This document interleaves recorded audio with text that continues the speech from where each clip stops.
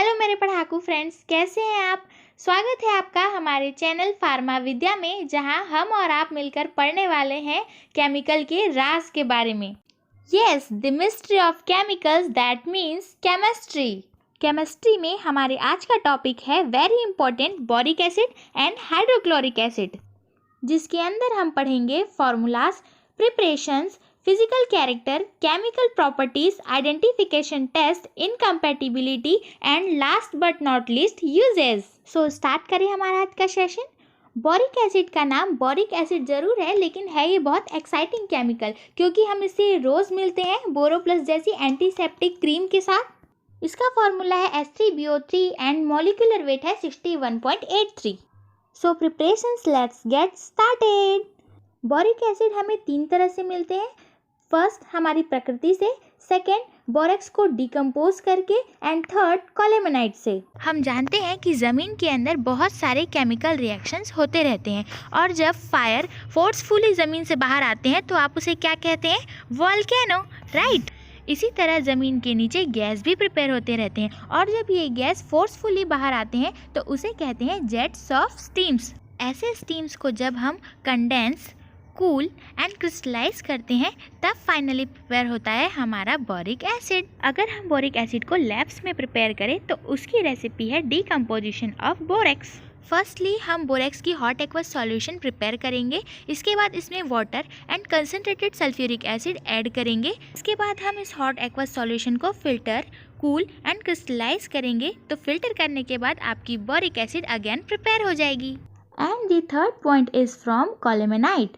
कोलेमेनाइट को वाटर में सस्पेंड कीजिए, इसमें सल्फर डाइऑक्साइड गैस पास कीजिए, और कूल करने के बाद फाइनली थर्ड प्रोसेस से आपकी बोरिक एसिड प्रिपेयर हो जाएगी। And begins the next point is physical character. जैसा कि आप देख रहे हैं कि बोरिक एसिड में कोई भी कलर नहीं है, इसका मतलब वो रंगहीन, और अगर मैशअप लैंग्वेज में बोला जाए तो वो कलरहीन है।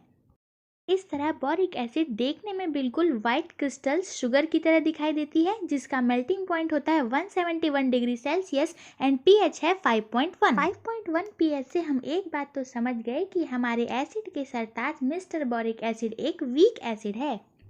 अगर आप बोरिक एसिड का हॉट एक्वस सॉल्यूशन प्रिपेयर करना चाहते हैं तो आप उसमें HCl, सिट्रिक एसिड और टार्टरिक एसिड या फिर बाय हीट के थ्रू उसकी सॉल्युबिलिटी को इंक्रीज कर सकते हैं।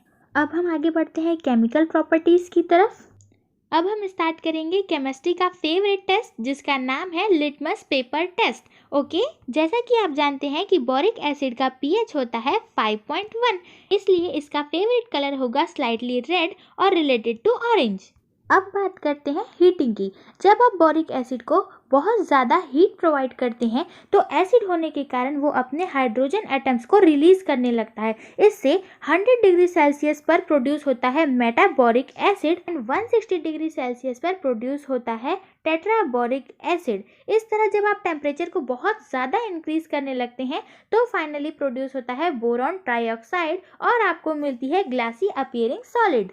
थर्ड कैरेक्टर है, जब हम टर्मरिक पेपर को सोडियम हाइड्रोक्साइड सॉल्यूशन के साथ डीप करते हैं और उसे बोरिक एसिड से टच करवाते हैं तो हमको मिलता है blackish yellowish combination. And the fourth point is very beautiful. जब हम इथाइल अल्कोहल और बोरिक एसिड को एक साथ दहन करते हैं, दैट मीन्स इग्निशन या बर्न करते हैं, तब वो बहुत ही खूबसूरत सा ग्रीन कलर प्रोवाइड करता है। इस पॉइंट को याद रखिएगा, क्योंकि ये आपको आइडेंटिफिकेशन टेस्ट में भी काम आने वाली है। एंड द लास्ट पॉइंट है, जब आप बोरिक एसिड को ग्लिसरीन के साथ रिएक्ट करवाते हैं तो प्रोड्यूस होता है बोरोग्लिसरीन ग्लिसराइड, जो कि आपको यूज आता है सपोजिटरी बेस के लिए। लैब परफॉर्मेंस में आपके राइट हैंड में बोरिक एसिड और लेफ्ट हैंड में शुगर रख दी जाए तो आप उसे कैसे पहचानेंगे? आप उसे पहचानेंगे आइडेंटिफिकेशन टेस्ट लगाकर। कैसे? आइए देखते हैं। आइडेंटिफिकेशन टेस्ट में अगर हम 1 gram boric acid and 5 ml methanol solution को इग्निशन टेस्ट करें तो फिर से वह खूबसूरत सा ग्रीन कलर प्रोवाइड करता है। और जब बोरिक एसिड का हॉट एक्वस सॉल्यूशन प्रिपेयर किया जाता है तो उसका pH होता है 3.8 एंड 4.8। तो इस तरह हम बोरिक एसिड को पहचान लेंगे और लैब जमकर परफॉर्म करेंगे। एक्चुअली बोरिक एसिड होने के कारण बेस के साथ इनकम्पैटिबल होता है, क्योंकि ये बेस के साथ सॉल्ट जैसे कि कार्बोनेट और हाइड्रोक्साइड फॉर्म कर देते हैं। इसलिए बोरिक एसिड बेस के साथ इनकम्पैटिबल है। अब हम देखते हैं कि हम बोरिक एसिड को इतने ध्यान से क्यों पढ़ रहे हैं, मीन्स उनके यूजेस के बारे में। बोरिक एसिड का मोस्ट पावरफुल यूज है वो है एंटी माइक्रोबियल प्रॉपर्टीज, क्योंकि एंटी माइक्रोबियल होने की वजह से ये हमें किचन में कॉकरोचेस और ब्लैक कारपेट बिटल्स को मार गिराने में बहुत बड़ी हेल्प करते हैं। एंटी माइक्रोबियल होने की वजह से आई ड्रॉप्स में भी एंटी माइक्रोबियल एजेंट के फॉर्म में इसे यूज किया जाता है। इसके अलावा भी बोरिक एसिड के पास बहुत सारे पावर्स होते हैं, जैसे कि bacteriostatic, fungistatic, astringent and antiseptic properties. और ये सारी पावर्स होने के कारण हम उसे माउथ वॉशेस, स्किन लोशन और बोरो प्लस जैसी एंटीसेप्टिक क्रीम में यूज करते हैं। इसके अलावा जब आप बोरिक एसिड और ग्लिसरीन को रिएक्ट करवाते हैं तो बनता है बोरोग्लिसरीन ग्लिसराइड, जिसका यूज किया जाता है सपोजिटरी बेस के फॉर्म में। बोरिक एसिड लैब्स में बफर सिस्टम के लिए भी बहुत यूज किए जाते हैं। तो इस तरह से हमारी बोरिक एसिड पार्ट कंप्लीट हो चुकी है। अब हम मिलते हैं हमारे acid king HCl means hydrochloric acid से। हाइड्रोक्लोरिक एसिड दुनिया के साथ साथ हम सबके स्टमक में भी पाए जाते हैं, जिसका काम होता है फूड डाइजेशन का। इसीलिए ये बहुत इंपॉर्टेंट है, जिसका इंडिकेशन होता है HCl एंड मॉलिक्यूलर वेट है 36.46। So the next point, let's get started. HCl prepare करने के लिए हमारे पास 2 वेज है। First from sodium chloride and second by synthesis. HCl का फर्स्ट प्रोसीजर बिल्कुल केक बनाने के प्रोसीजर जैसा है। सोडियम क्लोराइड का मीनिंग होता है हमारे किचन में रखा हुआ सॉल्ट। इस तरह से केक और सॉल्ट को मिलाकर हम बनाने वाले हैं salt cake. Salt cake furnace के कास्ट आयरन पैन में sulphuric acid and sodium chloride को मिक्स करके हीट किया जाता है, तो हमें मिलता है एक pasty mass means salt cake. जिस तरह पैनकेक से हल्की हल्की गैस निकलती रहती है, उसी तरह सॉल्ट केक से भी हल्की हल्की गैस निकलती रहती है, जिसे कहते हैं हाइड्रोक्लोरिक गैस। और इस गैस को कूल एंड कंडेंस करने के बाद HCl प्रिपेयर हो जाती है। एंड सेकेंड प्रोसीजर का काम होता है कास्टिक सोडा इंडस्ट्री में, जहां पर लार्ज अमाउंट में सोडियम क्लोराइड का इलेक्ट्रोलाइसिस किया जाता है और लार्ज अमाउंट में हाइड्रोक्लोरिक गैस प्रोड्यूस हो जाती है। अब हम पढ़ने वाले हैं फिजिकल कैरेक्टर। जैसा कि आप देख रहे हैं, हमारे एसिड किंग हाइड्रोक्लोरिक एसिड एक क्लियर कलरलेस सॉल्यूशन है।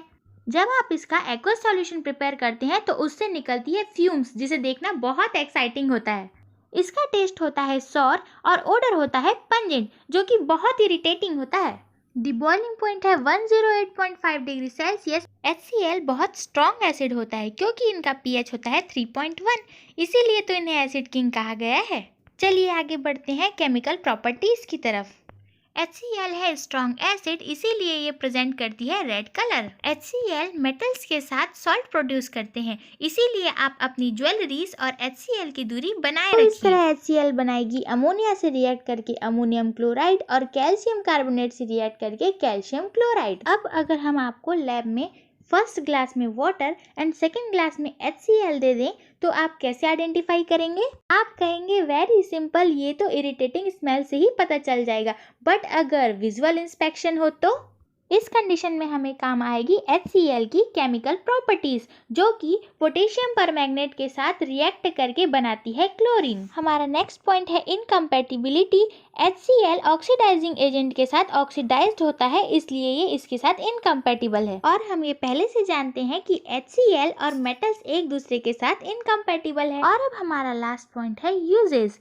एसिड किंग का मेनली यूज लेबोरेटरीज में रिएजेंट के फॉर्म में और एसिडिफाइंग एजेंट के फॉर्म में किया जाता है। इसके अलावा इंडस्ट्रीज में सॉल्वेंट के लिए और मेडिकल फील्ड में अक्लोरहाइड्रिया और अल्कलोसिस जैसे डिसीज के ट्रीटमेंट के लिए इसका यूज किया जाता है। A very very congratulation friends, आपने और हमने मिलकर केमिस्ट्री की बहुत important topic boric acid and HCl को कंप्लीट कर लिया है। तो अब हम जाकर बहुत सारी मस्ती करने वाले हैं और आप भी जाकर एंजॉय कीजिए और पढ़ते रहिए।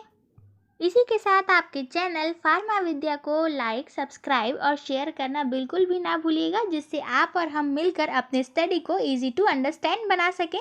Thank you for watching. Good bye.